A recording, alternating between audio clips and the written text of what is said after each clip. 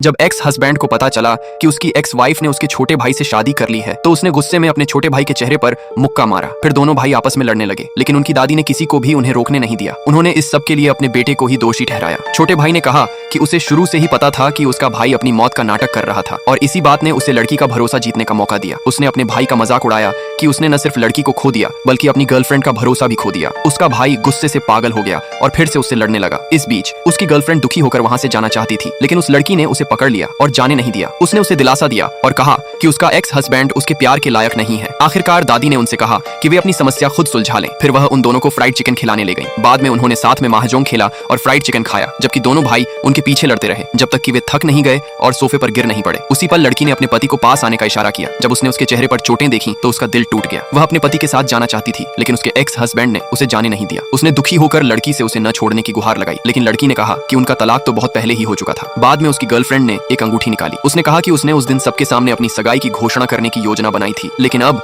ऐसा लग रहा था कि इसकी कोई जरूरत नहीं है। उसने वह अंगूठी उस आदमी को वापस कर दी और वहां से चली गई। उस रात लड़की ने धीरे धीरे अपने पति के घावों पर दवा लगाई, लेकिन उसके पति ने अचानक उसे उठाया और बेडरूम में ले गया। अगली सुबह वे बेडरूम में एक साथ जागे। उसी समय लड़की की सबसे अच्छी दोस्त का फोन आया। उसने लड़की से तुरंत कंपनी आने को कहा, लेकिन लड़की को अपने घर के बाहर फूलों का एक गुलदस्ता मिला। एक्स हस्बैंड ने एक कार्ड में उससे माफी मांगी और उसे न छोड़ने की गुहार लगाई। लड़की जानती थी कि वह उसे सिक्योरिटी कैमरों से देख रहा है, इसलिए उसने बिना किसी हिचकिचाहट के फूल सीधे कचरे में फेंक दी। यह देखकर पूर्व पति को बहुत निराशा हुई। वह अकेले नीचे गया और फूल वापस उठाए और कसम खाई कि वह उस लड़की को कभी भी खुद से दूर नहीं जाने देगा। अगर आप जानना चाहते हैं कि आगे क्या होगा तो इस वीडियो को लाइक करें, कमेंट में पार्ट 2 लिखें और सब्सक्राइब करना न भूलें।